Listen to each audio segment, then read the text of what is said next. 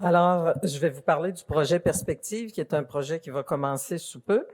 Alors, le titre de la présentation pourrait être attirant, c'est un test de salive peut-il prédire le risque de cancer du sein, pour faire mention des articles qui sont parus dans le journal en début d'année. Alors, j'ai pas de conflit d'intérêt, mais j'ai un intérêt pour le dépistage et pour la recherche, puis je fais partie de la recherche de Perspective. Alors, vous pouvez utiliser votre petit bidule pour choisir. Est-ce qu'un test de salive peut prédire le risque de cancer du sein, oui ou non? Vous pouvez voter.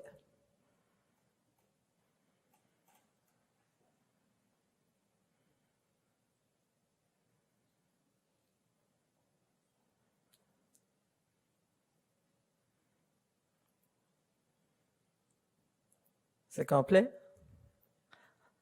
Bon, alors, oui.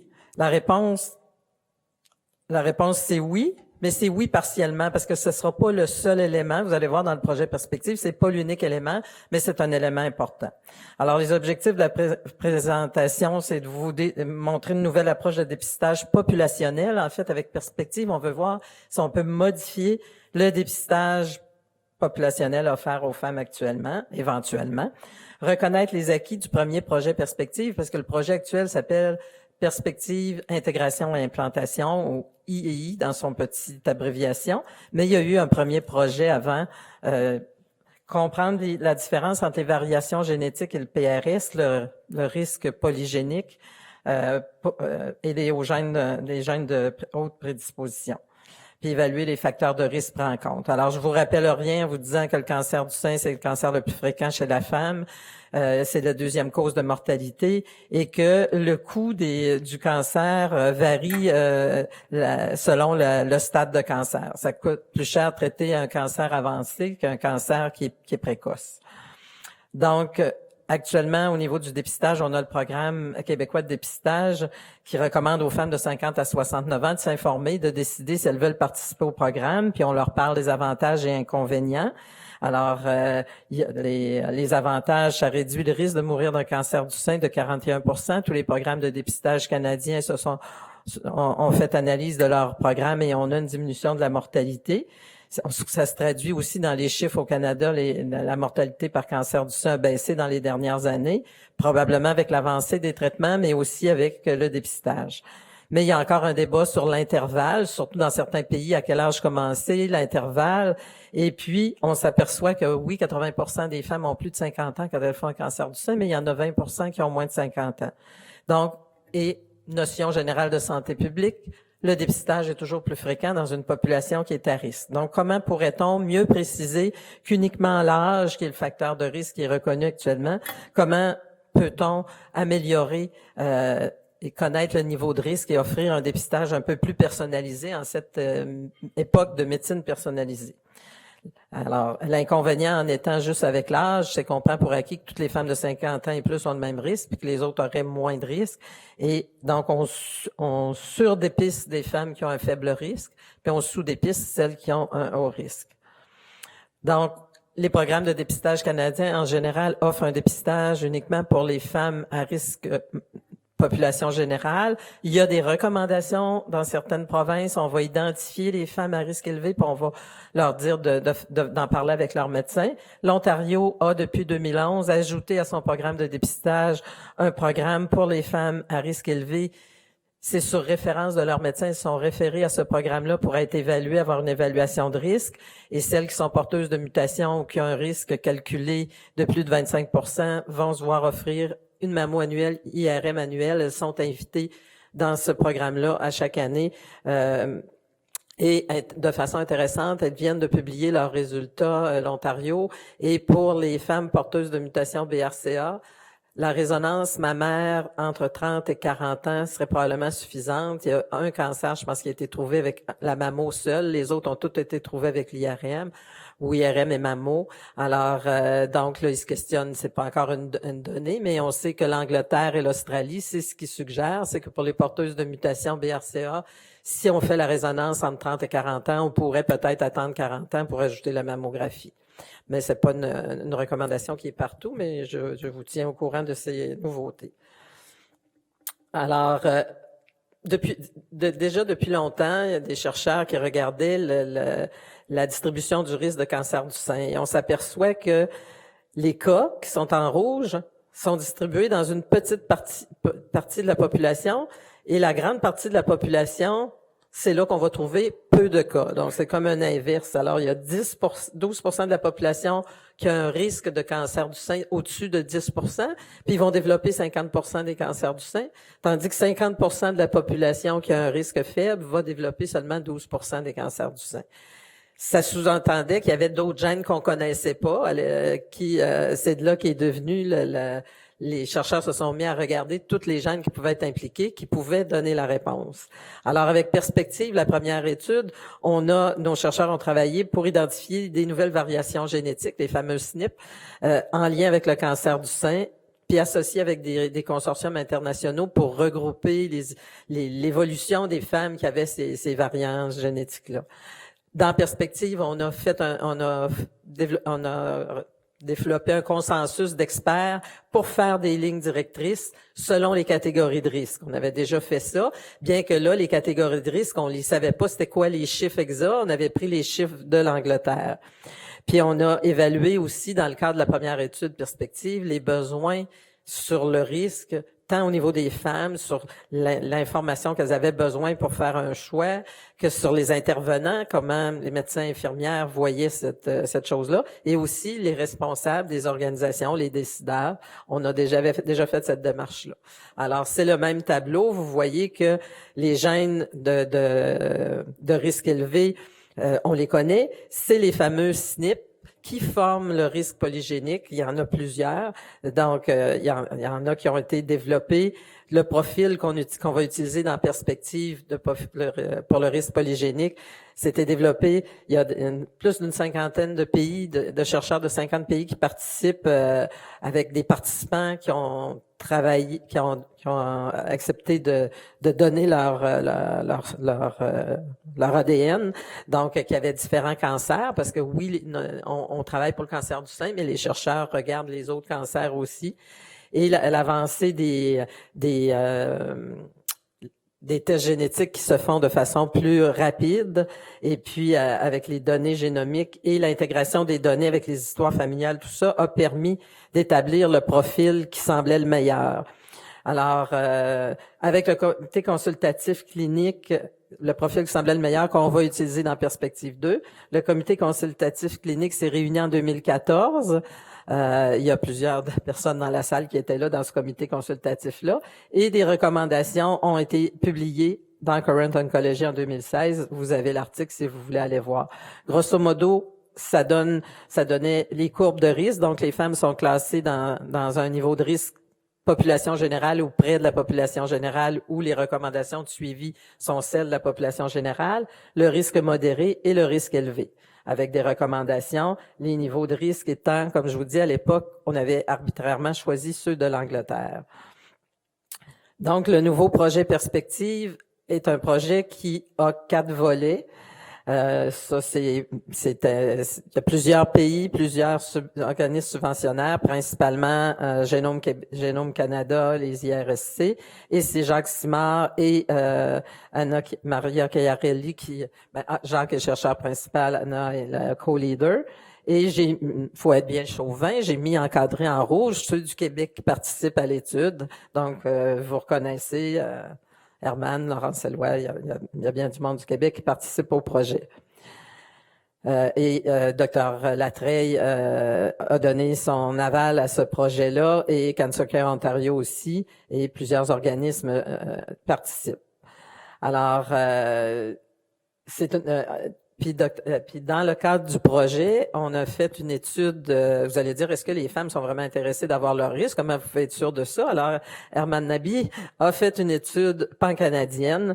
Donc, ça s'est fait via un sondage en ligne dans 4 provinces avec des femmes entre 30 et 69 ans, pas tout à fait l'âge du projet, mais on voulait avoir l'opinion des femmes.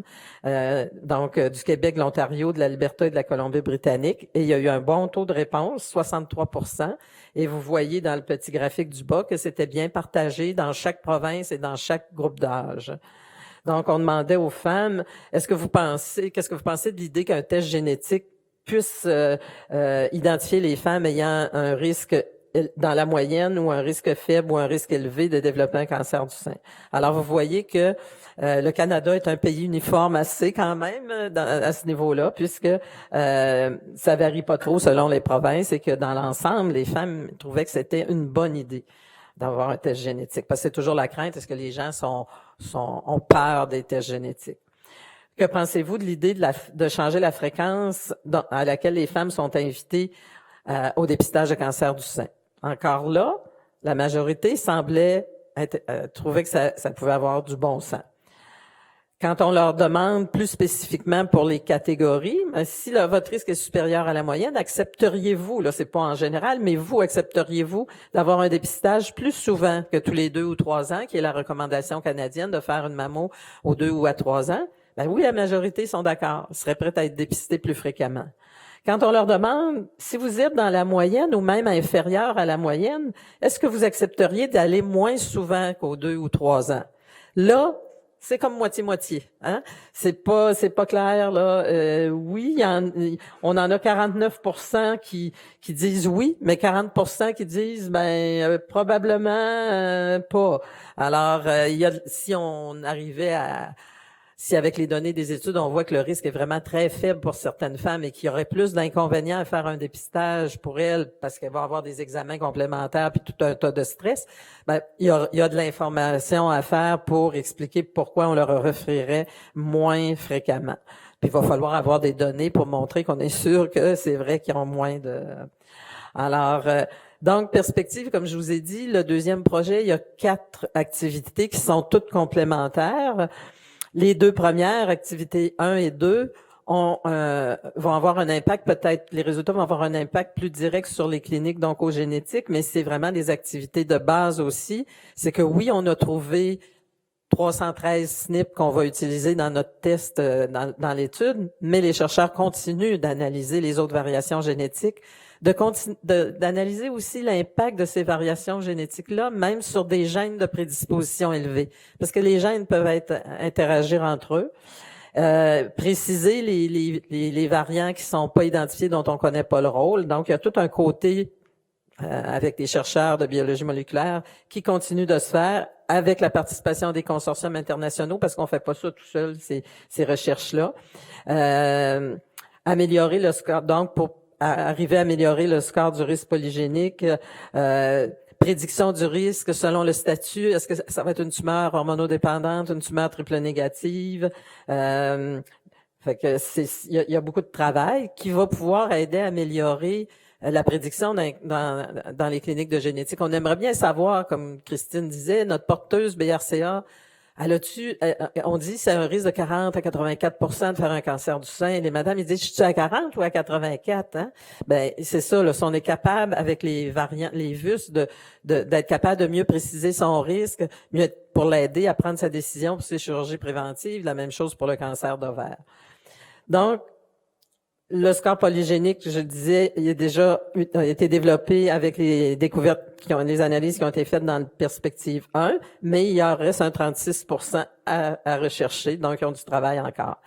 L'activité 3 et 4, c'est plus l'activité dans laquelle on est impliqué plus directement, parce que c'est vraiment l'activité d'implantation, d'intégration et d'implantation. Donc, de développer les outils de stratification du risque, donc le test du score polygénique, le développer pour qu'il soit dans un laboratoire clinique reconnu. Comme Nathalie disait, on peut faire des fois des tests en recherche ou faire des tests, on n'est pas sûr qu'il y a un impact clinique. Alors, le test a été développé pour avoir l'approbation clinique. Améliorer l'outil web Odyssea. Il existe déjà l'outil web Odyssea, il est utilisé beaucoup en clinique de génétique. C'est le seul outil de calcul de risque qu'on peut utiliser quand une femme a eu un cancer du sein. Les autres outils de calcul de risque vous demandent toujours as-tu eu un cancer du sein, puis si on dit oui, ils disent que ça fonctionne pas. Alors c'est le seul, mais il est pas nécessairement user-friendly. Donc, on développe l'outil pour le rendre plus accessible, mais aussi pour intégrer, on va le voir plus loin, tous les facteurs de risque, dont le fameux risque polygénique. On développe des outils web pour communiquer le risque, parce que c'est bien beau de faire ça, mais il faut que les gens comprennent qu'est-ce qui est fait, pourquoi c'est là. Et puis, on a aussi un modèle de micro-simulation économique pour voir est-ce que ça vaut la peine de faire ça, est-ce que ça coûte trop cher, est-ce qu'on on est rentable, parce que oui, il peut y avoir un bénéfice, mais il faut que ça le soit à tous les niveaux. Donc, on veut développer un cadre conceptuel pour faciliter la transition du dépistage juste ciblé sur l'âge pour un dépistage ciblé sur le risque. Alors, en pratico-pratique, c'est 8 à 10 000 femmes de 40 à 69 ans, à la fois au Québec et en Ontario, partagées, qui ont eu une mammographie ou qui doivent en passer une. Parce que dans les facteurs de risque, la densité mammaire est prise en compte. Peut-être que quand l'outil sera développé et sera utilisé, on va voir avec la recherche, est-ce que la densité change vraiment la catégorie de risque ou pas? Mais on l'a pour l'étude, on va avoir toutes les données le plus complètement possible pour mieux évaluer. On sera capable d'évaluer, si on l'enlève la densité, est-ce qu'elle reste dans la même catégorie, la madame, ou elle change de catégorie? Il faut que les femmes acceptent d'avoir le test pour le PRS, puis qu'ils répondent à 3 questionnaires au moment de l'inscription, au moment du résultat, puis après 2 ans. Parce qu'on veut regarder les impacts que ça a pour les femmes au niveau de la psychologique, au niveau, est-ce que oui, c'est beau, ils acceptent d'avoir leur risque, mais ils font pas du tout les recommandations de suivi. Alors, les exclusions, mais les femmes qui ont déjà eu un cancer du sein ne peuvent pas s'inscrire. Celles qui ont une mutation génétique connue aussi parce qu'elles ont déjà un suivi particulier. Puis celles qui ont eu de la radiothérapie au thorax avant pour un lymphome, là, avant 30 ans, parce qu'elles ont aussi un suivi particulier déjà. L'objectif de recrutement au Québec, c'est 5 000 femmes. Le mode de recrutement pour commencer l'étude, c'est via les centres de dépistage, puisqu'on veut que les femmes aient une mammo, on en profite quand elles vont passer leur mammo. On analyse un projet d'intégration et d'implantation. Si on voit que juste ce système-là ne fonctionne pas, ben on verra si on passe on ajoute d'autres moyens par les médecins de famille ou tout ça.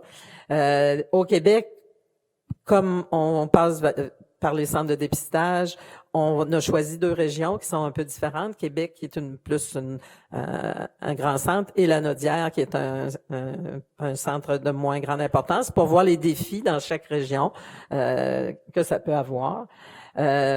Naturellement, on a la collaboration extra-régionale, comme notre sondage de population qui a été fait dans 4 provinces. Il y en aura probablement d'autres qui vont être faits par la suite. On veut faire des sondages auprès des intervenants. C'est possible que vous soyez contactés pour des sondages, et les décideurs, donc un peu partout au Québec. Le site web est en place déjà, étudesperspectives.ca.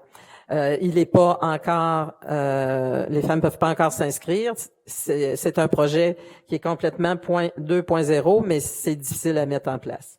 Le test de salive pour prédire le cancer du sein, l'extraction d'ADN et tout ça, puis on voit que c'est la répartition des courbes selon le PRS. Donc, il y a des femmes ont pas toutes le même risque, même si elles n'ont pas d'histoire familiale. Donc, on voit qu'il y en a qui... La ligne rouge, c'est le niveau de risque pour passer une mammo à 50 ans. Donc, on voit qu'il y a des femmes avec le PRS, il n'y aurait jamais le niveau de risque pour passer une mammo, il n'y aurait jamais le niveau de risque d'une femme de 50 ans. D'autres, par contre, vont avoir ce niveau de risque-là à 30 ou 40 ans. Alors, là, c'est une question. Vous pouvez sortir votre téléphone puis répondre. Quels sont les gènes inclus dans le test perspective?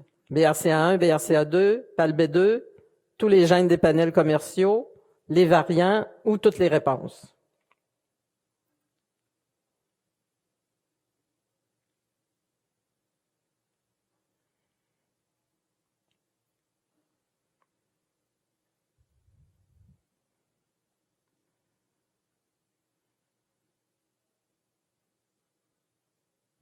Bon, alors je suis bien contente d'avoir posé la question. C'est sûr qu'idéalement, on voudrait avoir tous les gènes. Pratiquement, les projets de recherche, vous savez, il y a des montants prescrits. Et si on avait voulu mettre les gènes des panels, il aurait fallu faire un conseil génétique à chacune des 5000 femmes au Québec qui consultent pour perspective, ce qui est impossible. Donc, c'est important que vous le reteniez. C'est simplement le PRS, les gènes, le calcul de risque, les variants qui sont inclus dans le test. Si une femme a besoin, à cause de son histoire familiale, vous soupçonnez qu'elle soit vue en génétique, il faudra quand même la référer. Les documents qui sont donnés aux femmes, les documents qui sont envoyés aux médecins vont en faire mention, mais c'est bien important de retenir. C'est sûr qu'éventuellement, on peut penser que il faudrait avoir une structure, parce que, tu sais, penser à faire du conseil génétique pour toutes les femmes du Québec, ça va être un peu difficile. Ça sera des questions à se poser, mais c'est seulement le PRS qui est dans le test. Donc, il y a 300 polymorphismes à peu près, puis c'est ça. Fait que ça inclut pas BRCA. Je vous l'ai mis là pour que vous l'ayez dans vos notes. Boudica, c'est ça, c'est accessible par Internet. C'était développé par l'Université de Cambridge. On est rendu à la version 4 qui inclut les gènes BRCA1, BRCA2, PALB2, CHEK2 et ATM, qui sont les gènes bien reconnus. Naturellement, c'est une équipe très, très dédiée. Et quand ils incluent des facteurs de risque, c'est parce qu'ils sont sûrs que les données sont fiables. Donc, dans notre modèle perspective, c'est ce qui va être inclus dans le profilage du risque, dans la version 5 qui va être utilisée, qui deviendra disponible probablement, mais là, pour le moment, va être utilisée dans le cadre de la recherche. Donc, on va avoir le PRS, le profil de risque génétique. L'histoire familiale est bien détaillée, puis Boudica a été reconnu comme étant un des meilleurs modèles pour l'histoire familiale. Les caractéristiques démographiques de la patiente, plus l'ascendance juive ashkénaze qui est pris en compte parce qu'on l'a vu tantôt, ça peut avoir un rôle pour le risque. La densité mammaire à partir des mammographies. Les habitudes de vie vont être prises en compte aussi, toute l'histoire reproductive, l'allaitement, la taille, le poids, le BMI, la consommation d'alcool, et puis la prise de contraceptifs oraux, d'hormonothérapie. Le seul facteur de risque qui n'est pas pris en compte, même si on en a discuté plusieurs fois, j'en ai discuté plusieurs fois avec l'équipe de Boudica, c'est les lésions bénignes, mais qui augmentent le risque, comme la néoplasie lobulaire et l'hyperplasie canalaire atypique, parce que il semblerait que les données sont pas consistantes pour qu'ils puissent donner un niveau de risque. Donc, ça aussi, quand vous allez recevoir des rapports pour vos patientes qui participent à Perspective ou quand les patientes vont recevoir un rapport, on va leur dire que ce n'est pas pris en compte. Alors, les femmes recevront donc pas un résultat de test génétique, ni vous non plus, comme vous recevez quand ils ont des panels sein-ovaire. Ils vont recevoir simplement une catégorie de risque élevé, modéré ou près de la population générale. Ici, c'est juste pour vous montrer, il y a un article qui a été publié sur la nouvelle version Boudica qui inclut tous ces facteurs de risque-là avec le tableau. Le premier tableau, on a une dame de 20 ans qui a pas d'histoire familiale connue, qui a rien. Puis le deuxième, c'est une femme de 40 ans, mais dont la mère a fait un cancer du sein à 50 ans. On voit donc que le risque, plus on a de données là avec tous les facteurs de risque, c'est la courbe qui est la plus basse, on voit que ça étale plus la population, ça reflète plus le risque et que même quand on a des fois on peut avoir notre mère qui a fait un cancer du sein à 50 ans, pas trop d'autres histoires familiales, on va déjà être considéré comme une femme à risque, mais peut-être qu'on ne l'est pas, peut-être qu'on va passer des examens qui sont inutiles. Je dis pas qu'on n'a pas besoin de faire une mammo, mais tu sais qu'on a beaucoup d'investigations. Donc on est capable de classer, vous voyez les catégories là, rouge, jaune et bleu. Donc on est capable de déplacer la courbe, mais par contre aussi d'identifier des femmes à risque qu'on considérait pas à risque dans la courbe de gauche où la femme elle a pas d'antécédent familial. Donc, ça va permettre de mieux déplacer la courbe de risque.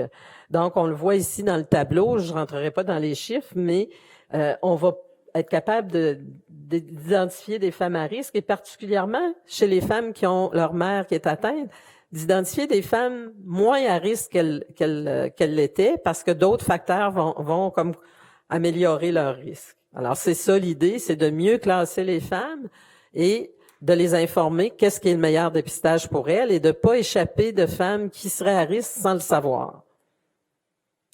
Alors, le plan d'action, nous, dans le cadre du projet, c'est pas un projet où on oblige les femmes à faire les recommandations de suivi. On leur propose un plan d'action qui est transmis à la femme, qui est transmis au médecin aussi, puis la femme peut en discuter avec son médecin.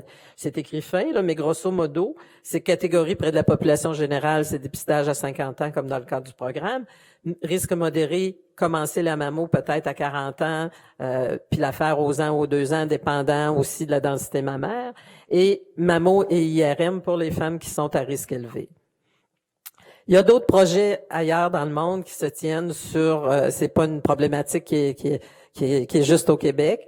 Donc, il y a un projet aux États-Unis, en Californie, qui est en train de s'étendre à d'autres États qui s'appelle Wisdom, qui a commencé un petit peu avant le nôtre. Puis il y a un projet européen, MyPebs, qui touche 7 pays d'Europe, mais 5 participants, 5 qui participent pour le recrutement. On a des contacts avec ces équipes-là. On travaille ensemble. Je vous ai mis une comparaison des projets. Bon, vous voyez qu'au niveau des nombres, on recrute moins de femmes qu'ailleurs. Les Américains ont naturellement souvent plus de sous, vous le savez, sont eux autres subventionnés par les compagnies d'assurance qui payent les mammographies des femmes aux États-Unis. Puis aux États-Unis, vous savez, il y a des discordances dans les recommandations de suivi, mais beaucoup d'organismes américains recommandent la mammo aux ans à partir de 40 ans. Donc, eux, les compagnies d'assurance, sont intéressés de voir si on peut pas faire les mammos aux ans, puis peut-être commencer plus tard. Donc, eux, ils subventionnent. Eux, leur PRS est moins grand, il y a moins de gènes, mais on a des discussions avec eux, ils vont peut-être adopter celui qu'on a développé. Mais eux font les tests des principaux gènes, de 9 gènes associés au cancer du sein en même temps que le PRS.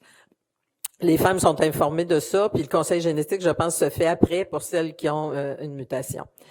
Ils utilisent pas le même modèle de calcul de risque que nous.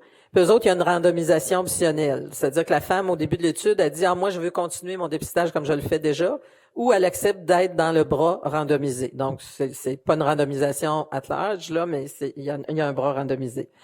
En Europe, eux autres, ils vont utiliser notre PRS. On a eu des échanges avec eux, puis ils utilisent le même. Puis là, ils utilisent d'autres modèles, mais ils sont ouverts à utiliser Bodicea aussi.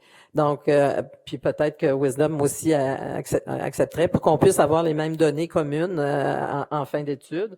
Et eux autres, MyPebs, il est vraiment randomisé. Les femmes soit font le dépistage selon leur pays, parce qu'encore là, c'est pas le même dépistage d'un pays à l'autre, ou soit le dépistage randomisé.